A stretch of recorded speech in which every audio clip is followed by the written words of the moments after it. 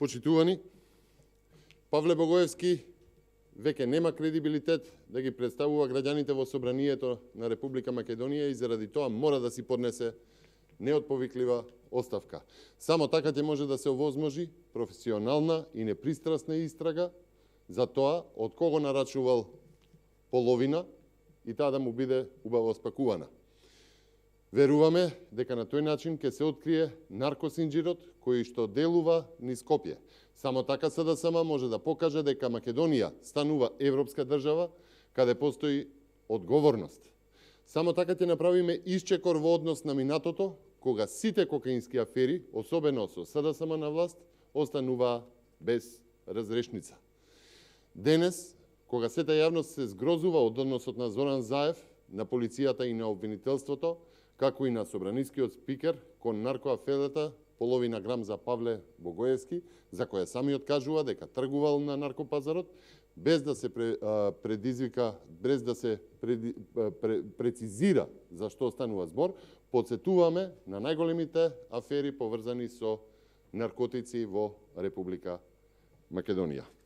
Прво, во 1997 година, во екот на севкупна власт на СДСМ во Република Македонија, во услови слични, ако не и исти како сега, од депото на МВР, значи од условно најбезбедното место во државата, исчезнуваат 28 килограми кокаин.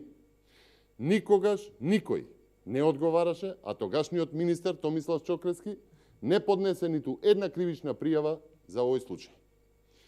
Почитувани, стои сведочењето на Павле Трајанов, денес еден од оние во пупката на Зоран Заев, кој што сведочи дека тој во 1998 година, како министер, иницирал истрага за кражба на кокаинот, но тогашните директори на јавната безбедност и на ДБК, независно еден од друг, му посочиле дека Чокревски ја сопрел истрагата на крим полицијата по директна наредба на тогашниот лидер на СДСМ и премиер Бранко Црвенковски.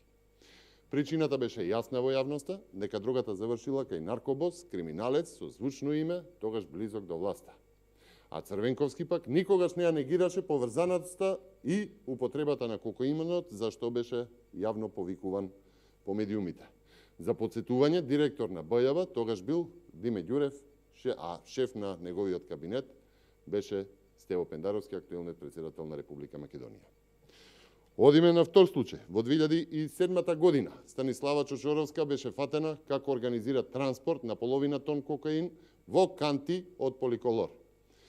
За 436 килограми кокаин беше осудена на 14,5 години затворска казна. Незин адвокат, бранител во судскиот процес, беше адвокатот Љубомир Михајловски Џанго. Сега Михајловски ја бранеше Чочоровска една година откако беше министер на СДСМ за внатрешни работи. Во неговото професионално досие стои дека бил подсекретар во МВР и бивш и виш поранешен инспектор за недозволена трговија со дрога. Одличен пример за одведен бранител за трговија со кокаин од Венецуела до Црногорското пристаниште, бар со крајна дестинација Грција. За овој случај, дури и судот во Страсбург пресече дека при судењето не било повредено правото за правично судење.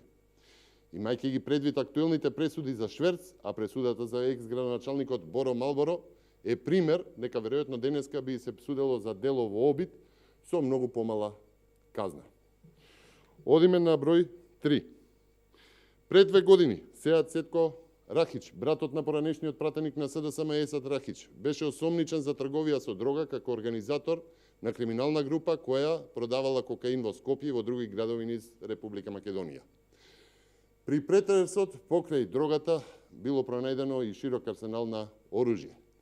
Рахич често е фотографиран со Зоран Заев, а според јавноста со негови писма наводно се фалел со ветувања за слобода од затвор. По доаѓањето на СДСМ на власт, беше пуштен од затвор, па во вооружен инцидент го нападна лидерот на Гром Стефче Јакимовски и тоа во изборен ден. Доаѓаме до пратеникот Павле Богоевски, пратеник, наводно независен, близок до Зоран Заев, за кој има аудио снимка која тој ја потврди за трговија на наркопазарот. Само што се обидува тоа да го ублажи со емотивни лични исповеди, што не поминуваат во јавноста. кога сета јавност очекуваше осуда, тој ужива во вербално помилување од Зоран Заев како насока како да постапуваат и МВР и обвинителите. И замислете, наместо пратеникот, кон него, фокусот се става врз снимателот на тоа аудио парче кое што се рашири по социјалните мрежи. Уште едно срамно однесување на СДСМ кон наркопазарот. Почитувани, не случајно во извештајот на глобалната иницијатива против организираниот криминал за Македонија се вели дека криминалните групи во Македонија уживаат политичка поддршка. Цитирам: интересно, официјалниот број на запленета дрога е многу ниска, како што е ниска и стапката на криминал. Тоа сугерира степен на дослух или бенигно занемерување од страна на полицијата и на политичарите. Се заклучува во овој извештај.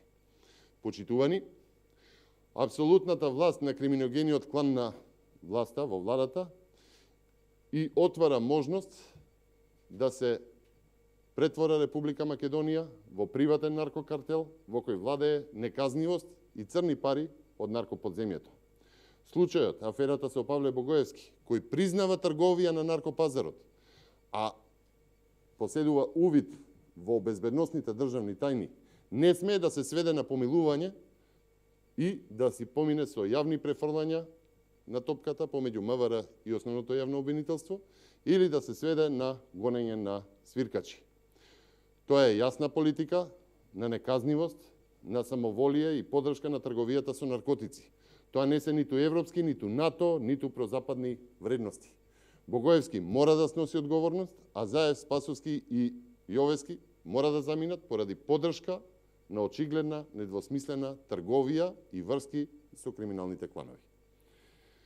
Ви благодарам